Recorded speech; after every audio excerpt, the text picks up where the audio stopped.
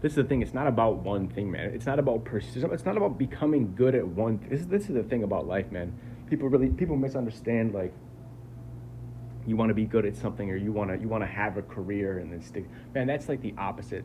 That's what society tells you that you have to do to become someone certain, to become someone worth it, to become someone in a position of prestige or power, or that this is my thing. I found my thing that I do. Even a personal passion is a lie sold in a very real way. Like, yes, people have their interests and their passions, but it can't be about just doing something you're passionate about, because that's a way to just, or you organize your energy towards that thing, and you can get lost in it. You can get lost, and if you become a great dentist, and oh, my passion is dentistry, and you just commit yourself only to just being a dentist, now there's a really important distinction here. Now, serving your passion, serving something that you are passionate about, serving something that you have a true love for, that's a different thing than just doing something because it gives you the role, or it gives you something, or even just because it's your passion. Yeah, I love doing this thing. This is my favorite thing. There's a difference between that and then putting yourself in a position where you are serving whatever you are called to do. You say, I'm called to do something, not because I love it, not because it's my thing, but because I'm called to do it. And then suddenly you're in submission to the fucking higher power, the thing that ordinates you within the fucking world. And it's like, that thing, you can't be submissive to any sort of personal passion when you're in submission to the greater truth. And this is a real distinction, man. Do you submit to your personal sense of what is right? Do you submit to your ego when you say to yourself, yeah, this is my personal passion, this is what I love to do? Man, you're glorifying yourself. You're putting yourself in the position of the highest thing. You're saying, I follow my passions. Suddenly you're worshiping you. You're worshiping the ideation of you as concretized, as distinctified, you place yourself above all things when you say, I and my passions are worth following. This is a danger, man. People place themselves as iconoclasts. People place themselves as gods on earth, and atrocities are created.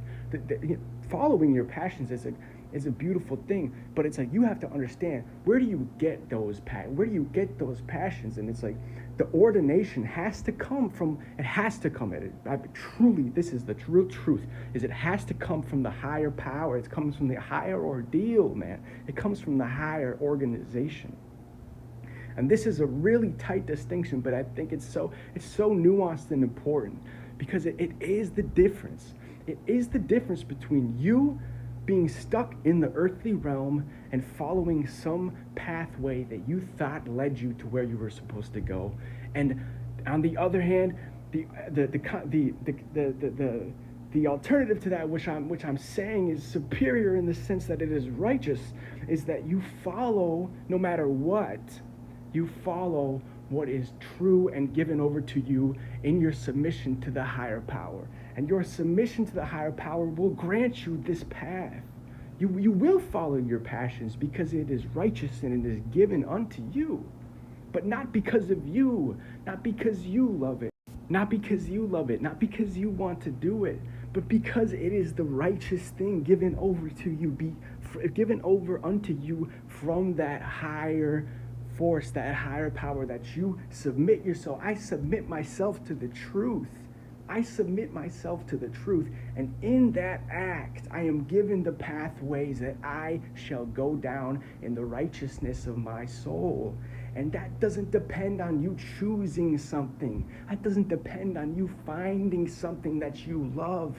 You will find what is righteous and true on that path. And it will not be of your making. The real flaw is that you think that you can create what you are supposed to be. You think you can create what your life force is supposed to spend time doing. You are a part of a greater unity. The greater form flows through you, and the only way to be in contact with that truth is to submit yourself to that force. Submit yourself to that pathway that will be given unto you in the righteousness of that. And only in that do you escape the earthly prison that comes to you when you think you can decide and define what your life is. That ain't how it works. And you create a hell on earth when you think you can say, this is my thing. This is what I decided to do. And you try to make yourself a god on earth. You try to make yourself a king on earth by saying, this is what I define myself as this. No. We submit ourselves to the higher force, and in that we are granted the God-given dividend of the soul, the righteous way. And that has the glory, that has the eternal glory, the infinite glory given to you from that. Everything is righteous because you were on the righteous path. And that is so important to fucking understand, because you can never be lost when you are in contact with that. And this is the thing that people want to figure out what to do. You want to ask, what am I supposed to be? That question is not the right question. No matter what you do, you can go for 80 years down a path of thinking that you got the answer. You can't become something. You can't become something. You already are something. You already are the eternal form expressing itself through this experience. You already are that. So you can't go and say, I want to be this. It's antithetical to what you are. The only way to be in that righteous way is to submit yourself to that higher force and then be with that truth. That is undeniable. That is the undenying force that gives you, it gives you the power of the right. You take on the power of the form. You take on everything that you do is now righteous because you are in contact with that. You are in contact with that truth. So you don't have to define yourself as separate. You don't have to define yourself as something that has chosen the right. I've chosen the right. I've become this. I'm this great businessman. I'm this great author. I'm this great actor or an athlete. This is how I define myself. No, you have failed.